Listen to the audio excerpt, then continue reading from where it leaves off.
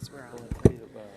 Welcome to our meeting. It is the 3rd of March, 2022, and we are in the boardroom on Legacy Campus. And welcome to all the people here in the room. We're glad to see you, and welcome to all those who are listening remotely. We will have roll call right now. Larry Jepson, board member. Randall Bagley, board member. Steve Norton, superintendent. Roger Pulsford, board member. Terry Rhodes, board member. Kathy Christiansen, board member. Jeff Nielsen, board member. Jared Black, business administrator. And Chris Corcoran, board member, is excused today. And so, Kathy Christiansen will lead us in our pledge and mission statement. Please rise. I pledge Allegiance to the flag of the United States of America and to the republic for which it stands, one nation under God, indivisible, with liberty and justice for all. Our mission is to educate students for success in a changing world. And with that, we will move on to our recognitions, and Tim Smith will be presenting.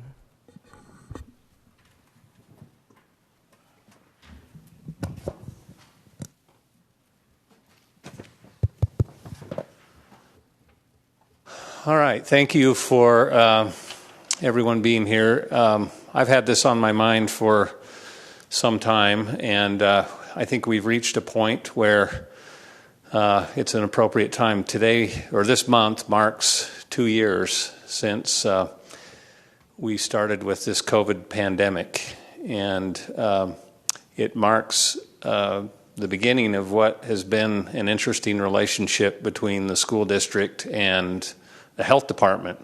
While we typically work with health departments, we typically don't work as closely as we have with health departments over the last 2 years. And it began with Lloyd as director of the health department, and has continued with Jordan Mathis. And we just want to take an opportunity tonight to formally recognize the Bear River Health Department and our nurses here in a minute, but we'll start with the Bear River Health Department. And Lloyd and Jordan and your staffs, we certainly appreciate what you've done for us. I can't imagine navigating this pandemic without your help.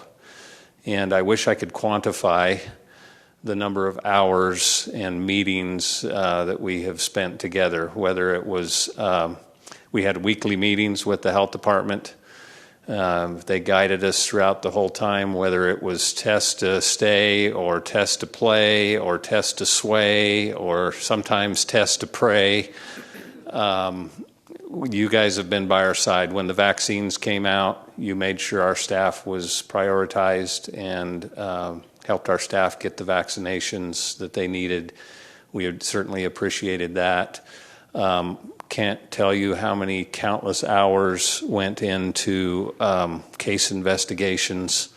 I know you spent a lot of time on the phone with our principals and with our nurses, and it was just a Herculean effort. And I'm sure you have mounds of work piled up at the health department that went undone during that time. And we sincerely appreciate your staff. All of you have been just fabulous. So I should have had you come up here while I'm saying these nice things. So Lloyd and Jordan, why don't you come up, and Farron, anyone else at the health department? I should have introduced you. This is Jordan.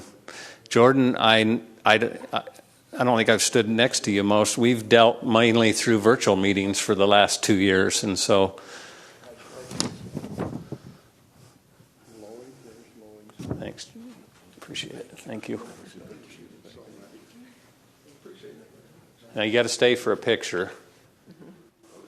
For the record, I don't want to quantify those hours. There was a rumor at one time that Jordan and I were taking kickbacks. For the more people we got in to test, we got a kickback of part of that, and that never materialized. $2,000, wasn't it? Yeah, it was we're still waiting for the check. So Can we say something about the school district? Yeah, absolutely. I was just going to say, you guys were phenomenal. I remember when we first started getting on these weekly sessions and stuff and figuring out the rules of how everything would work, but the support that we received from the school district was incredible. We had the 4 school districts that we were involved with, and they worked so cooperatively together, and I was just highly impressed. So it's not just, I know there were a lot of sacrifices and efforts on this end, but I know Tim had a burden on his shoulders as he had that assigned to kind of him to deal with things, and so we just really appreciate the relationship that we had. Is that fair to say, Jordan?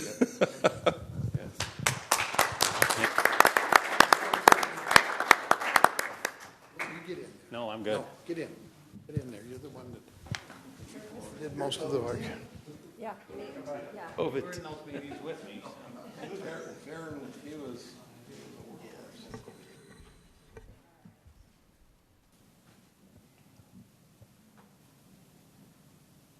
Thank you. Talk about the Europe. All right. And we're focusing on our health heroes tonight. So another group I wanted to make sure that we thanked through this and talk about quantifying hours. Most of you are aware, and I don't know how much this is just something that's talked about in the media and not really in your profession, but you know the Hippocratic Oath, and I know there's a lot more to it than, but basically that is that you'll do your very best to take care of people. And Heidi and Karen, Gina, you guys, that's built in your DNA. And you sacrificed your time, weekends, nights. I don't know how many forms I signed off on how many hours you guys spent at nighttime and on the weekends. And it didn't matter what day of night or on the weekend that I called. You either picked up the phone when I called or you called me right back. And I know that doesn't even scratch the surface of how many hours you spent on the phone with our principals and your health aides and training health aides for every single school and case investigations and dealing with paperwork and pulling your hair out. And I don't know how you did all that you did with the small staff that you had. So I think our district owes a big debt of gratitude to your office for what you did for us over the last 2 years, and it's come with a cost. I know that, and so I hope you express your appreciation to your staff, and hope you know how much we love and appreciate you as a district for all that you do. And this doesn't extend only through COVID. I know that these ladies work hard every year, and they care about kids, and they care about families. And so thank you. And again, I should have had you come up here while I talked and said nice things about you. So why don't you 3 come up, and Kurt, you can come up too, please. Yep. You're representing them too.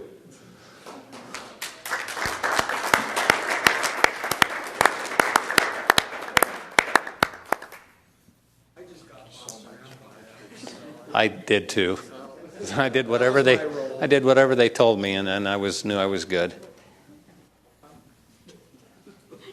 Here, I'll take the mic. Get in the picture. Yeah. Go on the other end. I was going to say I bounce it out. when I'm close to them, but I'll take you. It's close enough, right?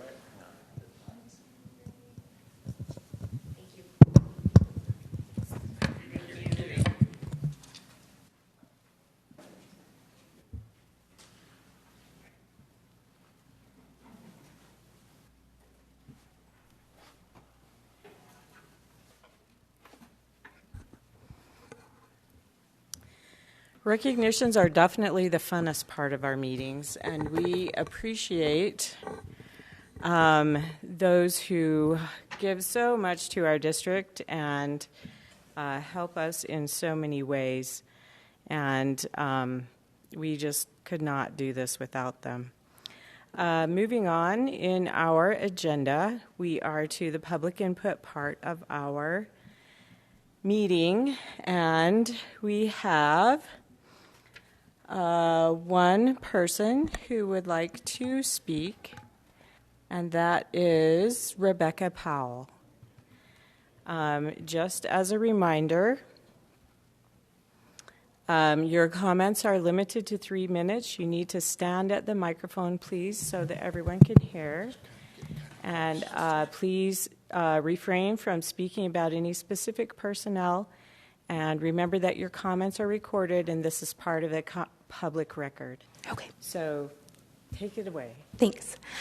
First, I would like to thank you for trying to keep our children learning inside of the classroom. It's so important. However, I see some holes in the shortened schedule for the elementary schools. 2 years ago, we had to go virtual. Last year was shortened to give time to teachers to provide support to students after school. This year started with a regular schedule, then at the end of January switched to shortened days. I have heard the secondary schools have already had in place flex and hero hour, which are basically study times. The elementary schools, however, use every single minute to teach the students. If students are not reaching benchmark by the 3rd grade, they are more likely to struggle all through school. What have the children under 3rd grade already had to go through in their education? What holes are in their education? I have a child who works harder than anyone will ever know. Born prematurely, we found delays that required some special ed services. Her teachers are excellent. They try to find times to pull her for services so she doesn't miss important class time. However, I know she and her classmates are missing some of their education because of the schedule being shortened. The core is being met, but there is more to education than the core. I have family and friends who are teachers, and I know how hard they work. I know some teachers are getting burned out. What are you going to do in future years if absentee rates are high? Because it could happen. They need a better solution. They need the school district to lessen the extras they are given beyond teaching from district, state, and federal rules and regulations. The Utah laws regarding education clearly state that parents are to make sure their children receive an education. Please let us have a say. Reach out by sending parents and teachers a simple anonymous survey regarding what is working and what is not. I've heard it's been said most parents are fine with the schedule change, but some are not. Thank you for listening, and I hope in the future our children are able to return to a regular schedule. Thank you, Rebecca. Would you like to speak with any of these district specialists who are here? No, we're good. They talked to me. Okay. All right. Thank you for coming.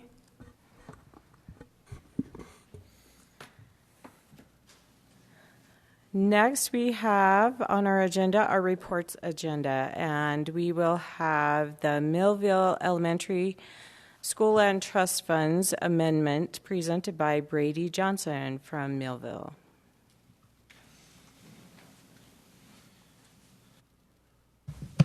Good evening, board members, Superintendent Norton. Thanks for listening to me, and if I maybe step out a little bit just to say how much I appreciate it as a building level principal, the efforts made by the Bear River Health Department, the district administration, and our great nurses that really, for lack of a better term, held our hand through this whole pandemic. And as a principal, I never felt unsupported and was really appreciative of that voice on the other side of the phone when we were right in the thick of it. So thank you for all of that. I come to you today to amend our school land trust plan. Our plan was to use our school land trust to cover the cost of paraprofessionals this year. Millville lost its Title I status, and with that, a pretty good chunk of money. And so our school community council had determined that the best way to use our school land trust money was to backfill those funds lost in Title I to pay for our paraprofessionals for our reading program. But due to being allocated generous federal ESSER funds, the cost of our paraprofessionals was covered by that money. As a result, it became necessary to find another area of need that would aid us in meeting our reading goal. So due to the antiquated nature of the technology in our building, we would like to use our school land trust funds to purchase teacher computers, classroom amplification systems, classroom computers, classroom projectors, and an additional mobile Chromebook lab for student use. By updating our technology, our staff will be able to fully access district curriculum. The students will have access to needed technology, and in turn, we will better prepare our students in the area of reading. As an example, one of our fourth grade teachers, it took her her machine 45 minutes to log in this morning. So our amended goal would now read, Millville Elementary School will increase the percentage of students that are at or above benchmark by 3% from fall to spring, as measured by the Acadians assessment in grades kindergarten through 6th grade for the 21-22 school year. Our amended action step, replacing step 1, is all students in kindergarten through 6th grade will receive small group direct reading instruction taught by classroom teachers and trained paraprofessionals. We will be updating the technology in our school to better assist our staff in preparing for and providing those lessons. The expected expense for the technological updates is $59,696. In summary, we would like to no longer use the money from our school land trust for the salaries of paraprofessionals, but use this money to upgrade the technology in our building. Thank you. Anyone have questions? I do, because on your document to us, Yes. it says $62,000. And I had to adjust that. Okay. So it has been adjusted. 59? Yes, and that includes, it was a lower allocation. That was a kind of a guesstimation when we wrote it last year. And that it does include all the necessary licenses that go with GoGuardian and Microsoft and things like that. Thank you. Thank you. Any other questions? Anyone else have a question for Principal Brady? Okay, thank Thank you you. for coming. Next we have school fees presented by Mike Lichty.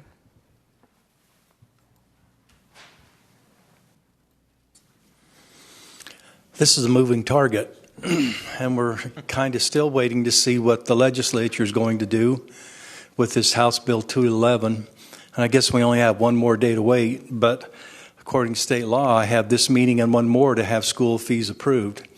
So we'll move ahead as if nothing's changing, and then when the legislature decides what they're going to do or not do, then I'll bring it back to the board on that.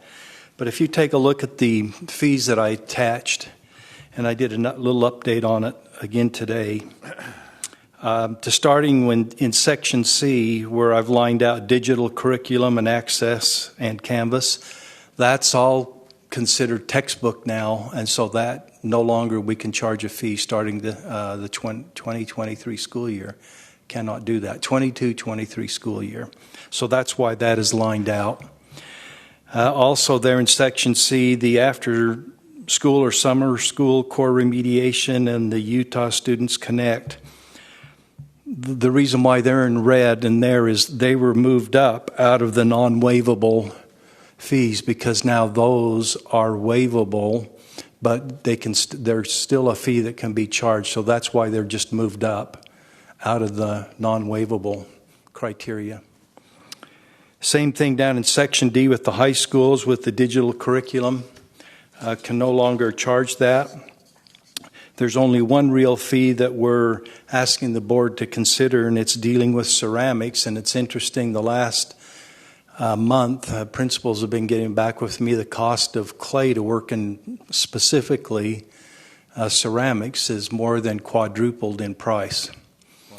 And so they're asking that at this time we could raise that from at least $5. It was $25, and raise it to $30, and then they hope they'll see what happens in a year. But right now the current price is 4 times what it used to be for the clay used in that class. And the only other change on there is they're again moving the remediation up out of the non-waivable areas because it can now be waived if you're on a fee waiver. So that's the changes. So, Mike, pardon my ignorance, but what's going to cover the cost of that digital curriculum access? Schools have all kinds of money right now in School Land Trust and TSSA and even ESSER funds right now. But schools have ample money to cover that right now. What would the impact on that be? I'm just guess. I don't know. Well, I'll take a stab at it, and then I may ask Tim and Gary if they want to take a stab at it too, because Tim was dealing with the Canvas part. Because initially when we started bringing Canvas into the district, we had some costs related to that, license fees and things like that. Sure. And so those aren't going to go away. Well, that's why I asked the question. Yeah. The cost still exists, right? We Yeah, just it have- still exists. Tim, do you want to tell us what's going on with Canvas? So the state pays the Canvas fee now. The technology department used those funds from the schools to cover the support. We hired an administrator for Canvas, which she works about 25 hours a week just trying to keep the product where it needs to be for use with the schools. We'll have to just absorb that now because those funds won't be coming into the district. So we'll probably absorb it at the district level at this point with regards to the digital access. And it's very similar for the textbook budget. Dale used to capture back some of the textbook money from the schools each year. We actually stopped collecting the textbook budget or textbook fee last year, so the districts just picked up the difference between that and covered that in the textbook funds that we do. So there hasn't been any pass along to the schools, and we've just had to absorb those as a district to this point on at least those two fees. Okay, thank you. So what the schools were doing, they were collecting a textbook fee last year. Well, in a way underneath that category, but the actual word textbook was removed even last year, a year ahead of schedule. So the schools have always had to have a little bit of a budget to replace textbooks within their school or class sets of this or that. But right now they work through our curriculum committee and get the support there on what they need. Thank you. HB 211 was sent back to rules today. I So saw it's it pop done. out just now. I've been watching it all day, and I don't know where. I think something will happen late tomorrow with it. Well, if Senator, Anybody want to take a bet on this or put wagers on this? in its current form, I don't know if we want it to pass because there's no money attached to it. Well, they did have a fiscal note in there. The last I saw was $24 million, but that's way under. That won't cover the whole state. Yeah, that is way under. But if it goes back, that's fine, and they think about it and bring it back next year. It is going to be a substantial cost to the state if they do that. So, and I took a look at, just for the heck of it, I looked at the current fees that we're charging, and we have there, for example, the high schools, the maximum fee is $350. That'd be knocked down to about $45. That's the kind of impact that would be, based on what I was reading under the proposed law there. And the middle schools went down to about $25. Then supposedly we would get money from the state to cover that. No, it's not going to Well, I work. guess that's why we hired Jared, because he already took care of this problem in Emery County. Yes, that's what so he said. That's what he's here for, is to make sure figure out how to take care of that problem here. Yeah, We're working on it. All right. yeah. So not a lot of changes, just a little correcting. Really, the only change right now is that ceramics. Any other questions? Anyone have any more questions? All right. Thank you, Okay. Mike. This one's mine. So I propose that we retire the policy under if you go to policies in board docs and to the 4000 section under fiscal and business management, and the very first one called donations, gifts, and scholarships. Look down to the wording, and all you have to do is read the first line that says, Cash Board of Education hereby adopts the following policy regarding school fees, rental fees, textbook sales, deposits, or rentals, and has nothing to do with donations, gifts, and scholarships. So and after visiting with Tim and Jenda and Scott, Scott recommended that we retire it because the title doesn't have anything to do with the text of this policy, and the policy is contained in the fiscal and procurement policy, which is 3 down from that. So the whole there is in the fiscal and procurement policy, there is a section on donations, gifts, and scholarships, which is not this, and school fees is also in there, but in a different place. So somehow in the moving policies, we think moving policies into board docs, we got a wrong title with a wrong policy. So I want to suggest that we retire that separate policy that's now titled Donations, Gifts, and Scholarships, because both of those pieces exist elsewhere in policy. Anyone have any questions about that? Makes sense. Yeah. It's weird that it was like it is. Well, I just, I know very few people actually look at this stuff, and the soup has always given me a bad time about how much I look at it.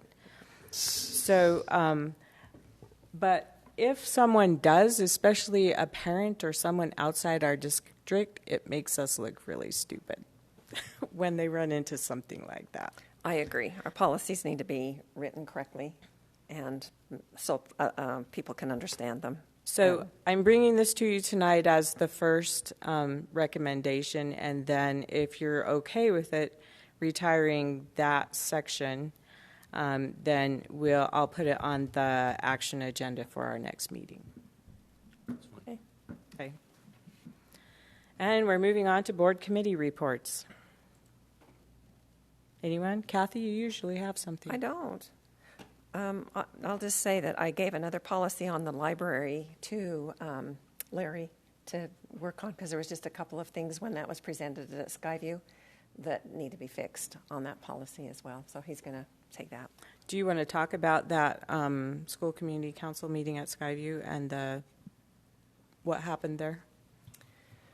Let me think.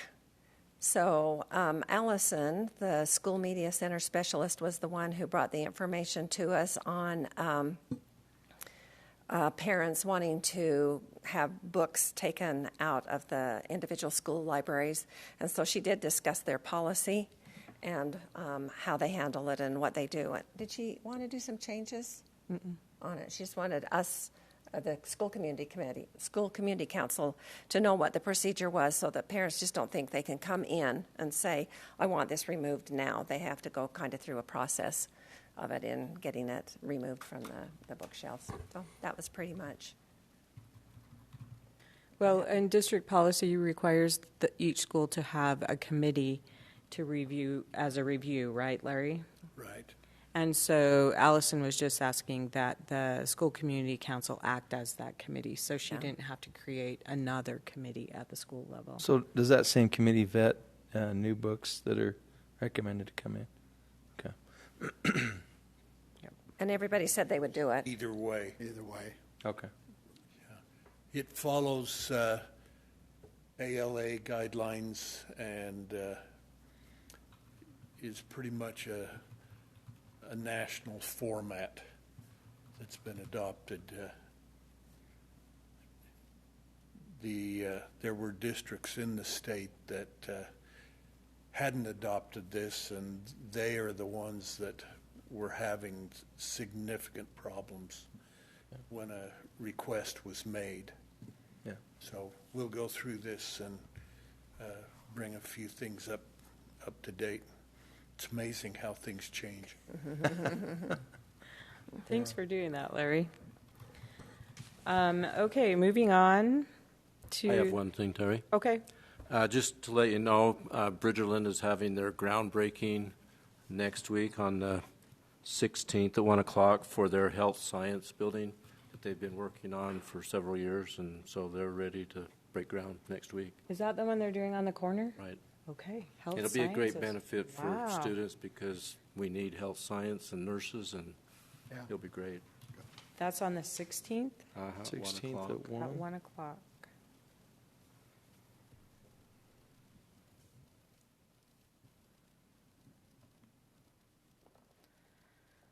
Okay. Anyone else have something? I watched last meeting. I wasn't able to attend. I did do an inventory of the thank you notes we've been sending out to Teachers of the Year. We have enough of those. We were a little short on envelopes, but I bought a few. So I will try to get caught up, and I'll send them out to the ones that we're honoring this year. So I'll take care of that. Thank you. I appreciate you doing that. And it's my month to do the thank you email, so I'll take care of that this month in March. And I'll get that to you sometime in the next week or so. Anyone else have something they want to report? Okay, on to the board president report. Tim, while you're still here, could you just give us an update on the decisions surrounding the shortened schedule, or staying with the shortened schedule, so we know how to answer patrons who ask us in the grocery store and things like that? Little birdie told me I might be doing this, so I can get more info for you. Don't worry, it's not too long. Are you on? Yeah. I didn't do this while the health department and nurses were here, but I would like to go on record just because there's other individuals in the room. And I think I've done this at board meetings before, but I just want to thank, first of all, the superintendent and Mike and Gary for they were in every single meeting I was in with the health department. And it was certainly reassuring to have Mike and the superintendent's leadership during COVID. When I would panic a little, Soup would say, "Now, son, this will all work out. Don't worry about it." And so appreciated their support. Jenda's here today. Jenda did a Herculean effort to get signs made for schools and collateral out, and every time we had to communicate something to the media or to our patrons, she was right there beside me working through that. So appreciate her. Appreciate Emily. She put up with me doing things that our office normally didn't do, which was testing or vaccine clinics, and appreciate all her help and support during this. And most of all, just thank the board.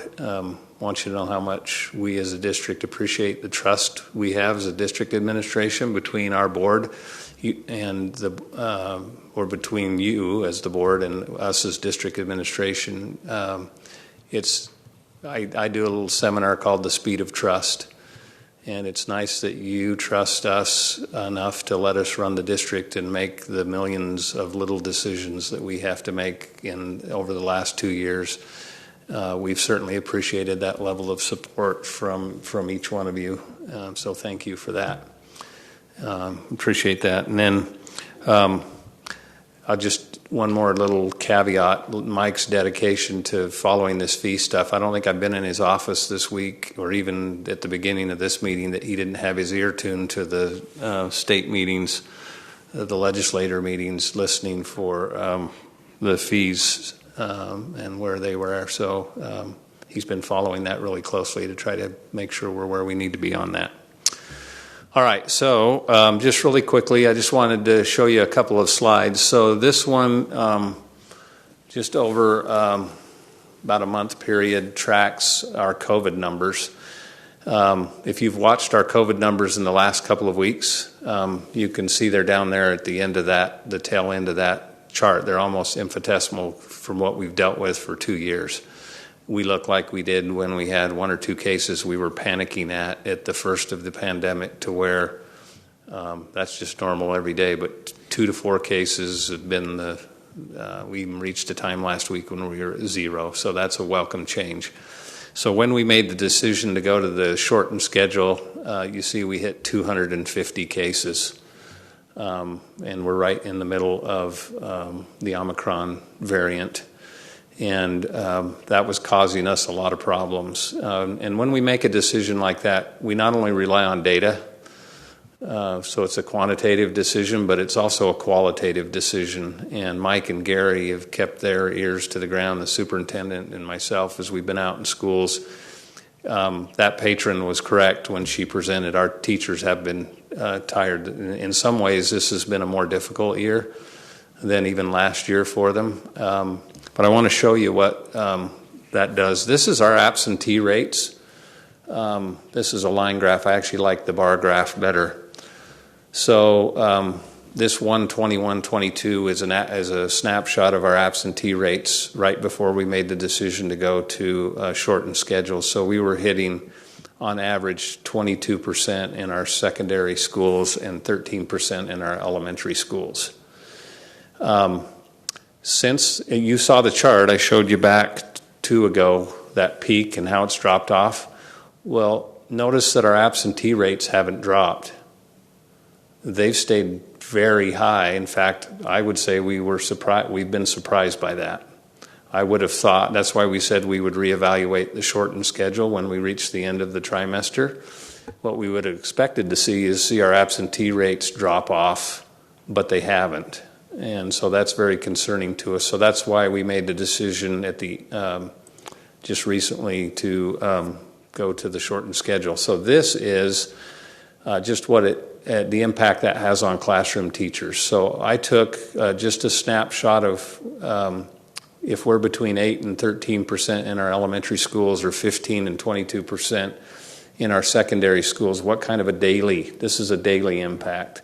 So that means 2 to 4 students are missing from each of our elementary classrooms based on a class size of 25 every single day that teacher then has to worry about doing what the patron mentioned tonight, is making sure that student is caught up and on benchmark for reading and math and all of their other subjects. In the secondary school, that's amplified because teachers deal with 4 classes of 32 on average, and that's probably a little low. So that's 19 to 28 students per day that a secondary teacher has to worry about catching up. Now, the next day, there's 19 to 28 more, and the next day, there's 19 to 28 more.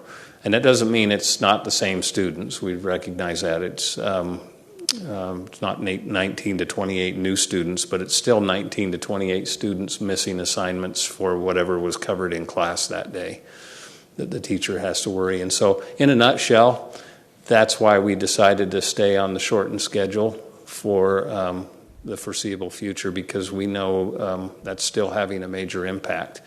Now, if you try to figure out what makes up that pie, of why we have absenteeism in the schools, it's probably a mix of things. It's COVID. Not as many people are testing, so there's probably still COVID out there lingering. It's a lot of other illnesses that we've seen out there. Teachers will tell you anecdotally that more students are taking vacations. Don't know if there's some pent-up vacation wants now that just are now getting fulfilled, but they are seeing more students out on vacations. But I think most of it is coming from our analysis it's been from illness as far as that goes. So we're monitoring that. We monitor it weekly and look what our absentee rates are, and we'll continue to follow that. And that's something, frankly, that I think everything has to have an entry strategy, and we certainly had reopening plans and those types of things when we went into COVID. Everything needs an exit as well. So we probably need some plans on how we get back to where we were before COVID hit, both academically, behaviorally, attendance-wise. There's a lot of areas that we need to look at as a district. So any questions as you talk to patrons in the grocery store? I have one. Do you feel that there's anything going on with it's not as important to go to school now because the teachers will call and they'll take care of it, and I really don't need to be in school because I can have everything taken care of at home? Yeah, and that's very astute observation. Yes, I probably should have mentioned that one, because that's the report we're getting from teachers a little bit, because we've moved everything online onto Canvas, which is, teachers have wanted to do that for years, so that when a student was absent, just go here and make up the work. Well, that's much easier now. So we had a father, it was early in the year, during one of the we were considering, I think it was Mountain Crest Test to Stay is what it was, and he just sent his kids south. He thought we were going to be out for 2 weeks, and when he found out we didn't close the school, he said, well, I've already bought the tickets and they're headed south. It's a good thing I can stay online and keep them up. So, but the teacher has to do double duty then to keep that information online. So that takes a fair amount of work on their part. It's not an easy thing to teach in person and online. It's a heavy lift for our teachers. So if that mentality continues, then what's our strategy moving forward? That's what we need to meet on as schools and talk about. I think there's all kinds of strategies we can have, emphasizing the importance of attendance. We've been really relaxed on our attendance policies and facilitating, and I think we can do a lot in positive communication to home. I don't know if you noticed the last thing I sent out to parents that I emailed to all of you. It had a couple of lines in there that how we're concerned about attendance and anything parents can do to support having their children in person is important to us. One of the things I'm proud of our district about is the commitment, and I remember very clearly the day we were sitting in the boardroom with the superintendent and said, okay, we're going to, and this is early COVID, when we were reopening after the spring, we're going to plant a stake in the ground and say we're going to come back Monday through Friday, and we're going to try to hold school as normal. And that's not what was happening around the state or the country. And I remember telling Soup, all right, Soup, you want to do this. If we plant that stake, we'll be hanging out there a little bit. And I was proud of the commitment he made to do that. And we stuck by that. We told parents we needed their kids in person, and we tried to do that throughout the pandemic with the adjustment of the shortened schedule, which we think has been appropriate to help mitigate the impact on our teachers. I'd like to just make a comment. So at the beginning, all of the schools were asked to get rid of their incentive programs for attendance, which every school, secondary school, has. That's a big deal. Yeah. That is a big deal. So I feel like if we incorporate that back into some of the curriculums, that might help a little bit. Yeah. Because the recognitions that kids got for attending school was great, and they liked it. Yeah, that's at least one in area the middle school. I don't know about the high school, but that was a big deal. Yeah. The other thing I just wanted to comment on is I have two children who don't live in Utah. One is in Oregon, the other one's in Texas. And Texas has really never acted like COVID exists. You know, their kids have just gone to school without masks, no social distancing, whatever. And it's had a toll on the kids there. But my son's family, who's up in Oregon, they were pretty much out of school for a whole year, and it was terrible for my grandchildren and everybody else. But now they are a year behind us, but they're doing exactly what this district did right from the very beginning. And so, you know, I think all of the people who sat in on that discussion and made those plans really was visionary and really led out for a lot of other districts in the United States to see how you can make this work. So thank you. Roger, what would you have done if you had 19 to 28 students gone per day? It would be very hard. And I've heard teachers talk how hard it is now, you know, and they appreciate the extra time to help. You know, if I had that many kids absent 10 years ago, well, I guess it's been 12, it would have been hard. No way to catch them up. True, the best place for kids is in school, where they can mingle with their classmates and mingle with their teacher and see it hands-on. And that's, I think, you know, we listen to parents and we listen to what's going on. I was in St. George 2 weeks ago, and it was unbelievable how many kids were down there. My daughter had 14 kids out of her class. They weren't all sick. Most of them were playing sports.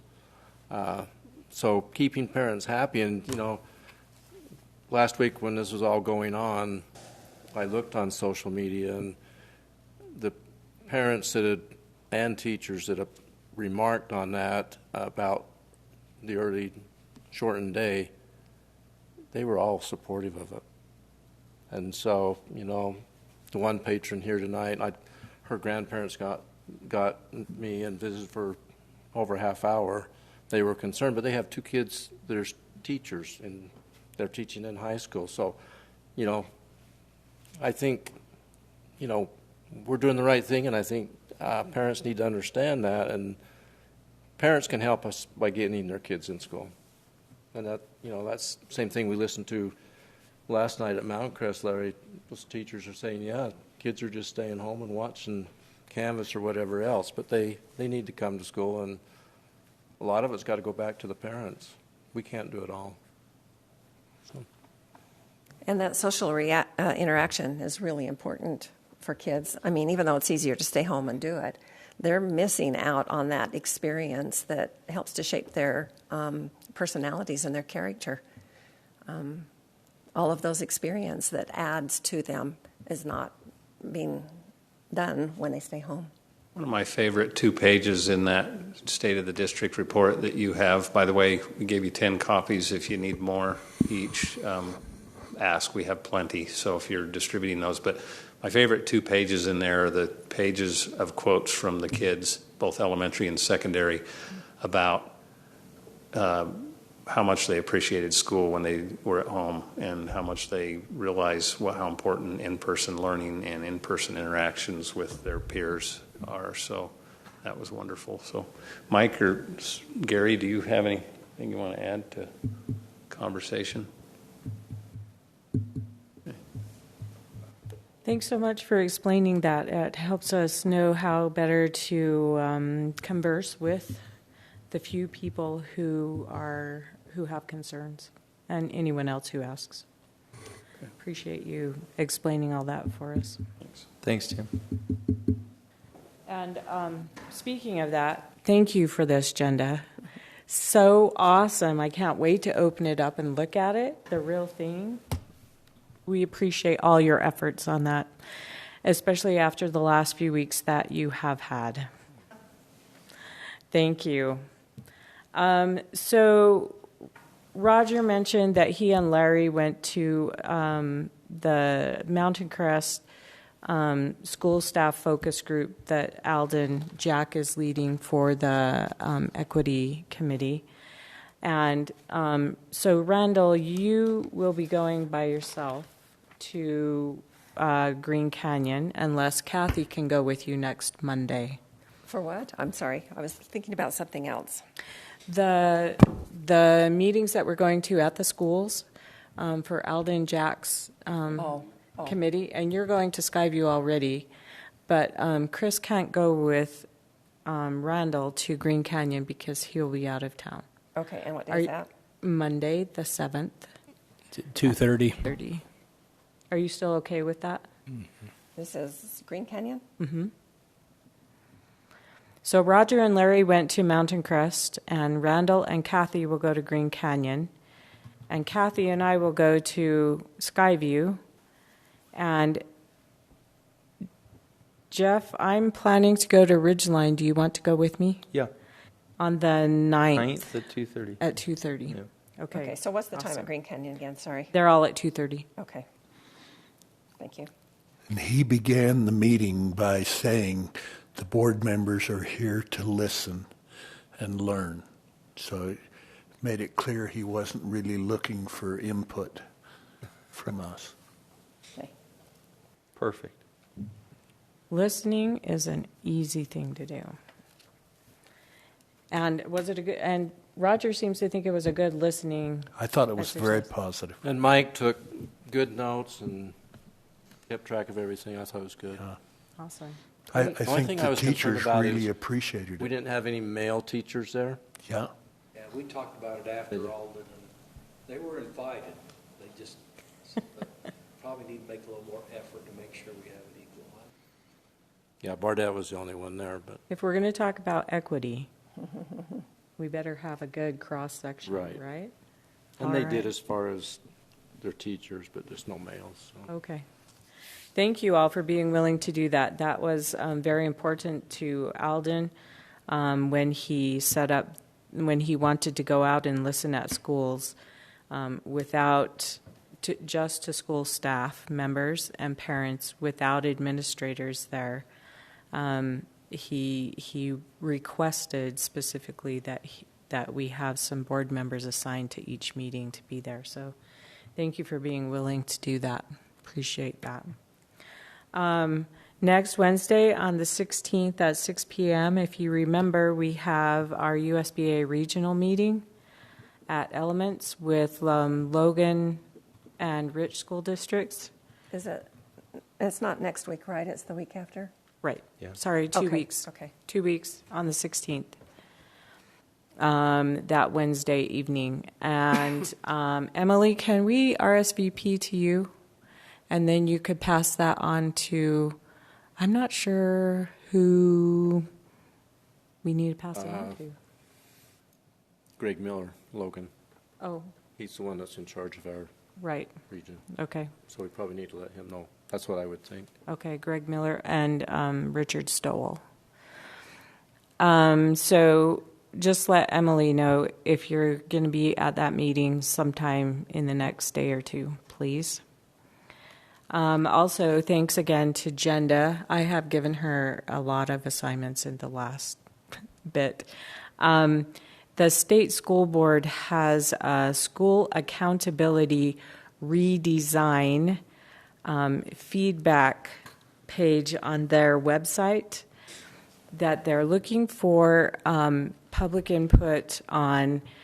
So what this is school accountability. They're looking to redesign the grading page of schools and schools in particular. So they're looking for input from the public on what we want to see on those pages. And I know that there are some currently there are some very active parent groups who can be fairly negative toward public ed. And so I think it would be great if we get more input from some more supportive parents for that, because the state board really takes all of that feedback into account.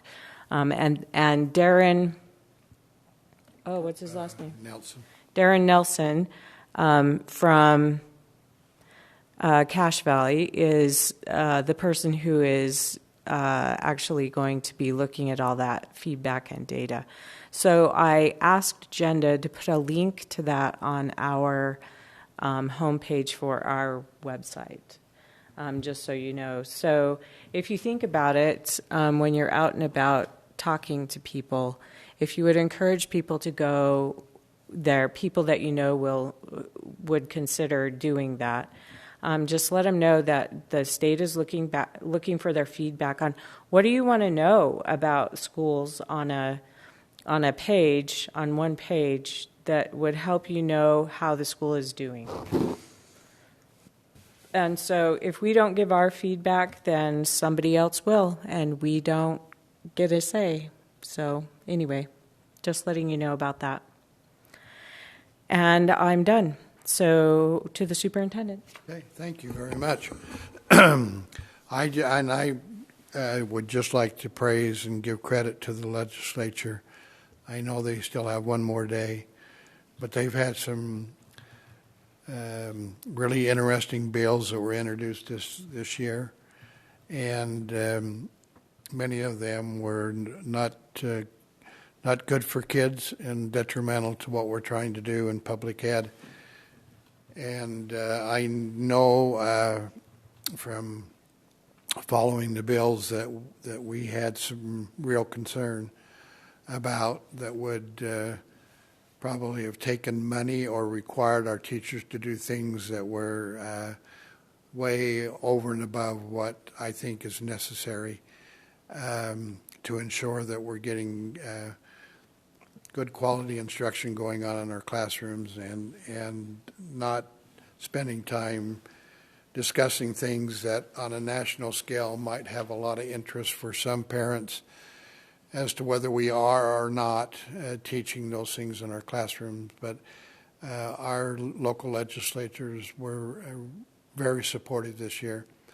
And the legislature in general has been very supportive to public ed. And we will have a nice sum of money to come to our district for teacher salaries, for other employee salaries, and for construction capital projects.